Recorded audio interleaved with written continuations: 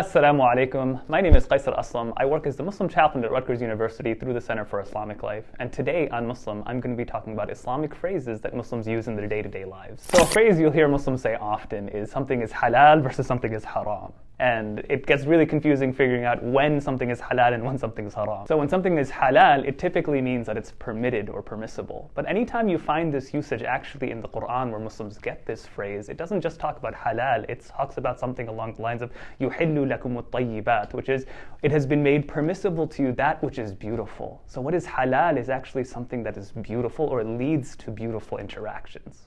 The idea of halal is also that it's permitted, meaning that if you stopped it from happening, it would actually lead to someone's needs not being met. So that's the idea why it's good to have halal forms of entertainment.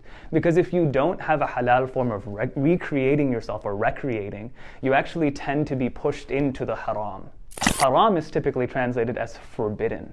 But it's also to make forbidden on yourself. And just like with halal, when Allah talks about haram in the Quran, what it typically says is, يُحَرِّمُ عَلَيْهِمُ الْخَبَائِثِ, that has made prohibited for you that which leads to ugly, that which leads to some sort of injustice taking place. And that's the idea of haram, is it's not bad just for the sake of arbitrarily being bad, but it's bad because it leads to either you or someone around you having an unfulfilled existence. Typically when we think about haram, the one thing that comes out is things like alcohol, things like eating pork, and those things are explicitly stated as being haram. But the idea is because think of the societal harms that come from that. Think of the harms that it does to the human body when those things are consumed, and to our minds, and of course, most importantly, to our hearts and our families. So that's why things that are haram are very far and few between, but they're made haram so that we could live better lives. When thinking about how halal and haram actually play hand in hand to each other, Allah subhanahu wa ta'ala will actually say in Surah Al-A'raf, the 7th chapter of the Quran, that the halal has been made to make the beautiful apparent, and the haram has been made to make the ugly apparent. وَيَدَعُ عَنْهُمْ إِصْرَهُمْ أَغْلَالَ الَّتِي كَانَتْ عَلَيْهِمْ, which translates to, and to take away the shackles or the burdens that they've placed upon themselves. Because oftentimes when we don't appreciate the halal for what it is, our relationships suffer, and oftentimes when we don't appreciate and look out for the haram, we're finding ourselves falling into these issues that make our lives just feel disappointed and not as fulfilling as they really should be. So the idea, if someone who balances the halal and the haram appropriately, recognizes the beauty that's to be found within the halal, they end up having an awesome way of dealing with their families and their communities. And the one who doesn't pay attention to the haram, that actually starts taking place as well. They can't put their finger on it, but for some reason their life isn't going how they want it to. Let's now talk about the phrase Inna Lillahi wa inna Ilayhi Rajiun. To God we belong, and to God we are constantly returning. The phrase Inna Lillahi wa inna Ilayhi Rajiun is actually a very difficult one to communicate because it captures such a difficult human emotion that we feel,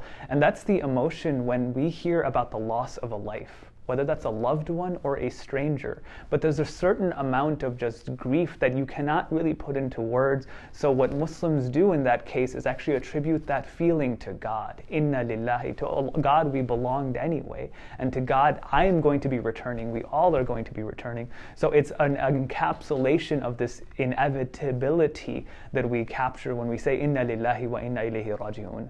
But the people who lived the legacy of Inna Lillahi wa inna Ilayhi Rajiun are the ones who were near the Messenger sallallahu alaihi wasallam, that when they heard about death, it didn't destroy them. And a beautiful example of this is an interaction he had with his daughter, Fatima, radiyallahu anha, may God be pleased with her, a few weeks before his death. It was said that the Messenger sallallahu alaihi wasallam, remember, this was a man who lost 6 out of his 7 children, who buried 6 out of his own 7 children. But before his death, he approached his daughter. And one of the beautiful traditions he had was that anytime he saw Fatima, he would hug her, he would kiss her on the forehead, and he would sit next to her and ask if she needed anything. And such a beautiful interaction. But he sat next to Fatima radiyallahu anha, and he whispered something in her ear. And when he whispered it, suddenly she started crying. And then he whispered something in her ear again, and suddenly she started laughing. And then the Messenger left her. Fatima radiyallahu anha would be later asked by other companions, what did your father say to you in that moment? And she hid it up until the last moments in her life, and when she shared that actually he sat next to me and he told me that there's going to be a time that he will be returning to his Lord, and that's coming very soon. So I started to cry.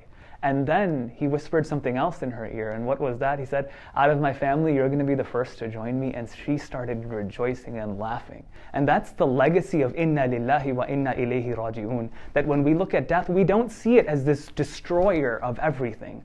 We actually see it as a way to initiate into this beautiful moment of the afterlife in which we're going to be with the ones whom we love. If you want more in-depth content on any of the things that we talked about today, any of these phrases, there's actually a series of this that I have put up on the Center for Islamic Life at Rutgers University on our YouTube page. You can find us at youtube.com/silru or on Facebook at facebook.com/silru. Feel free to follow us there, and if we can ever be of service to you, don't hesitate to reach out.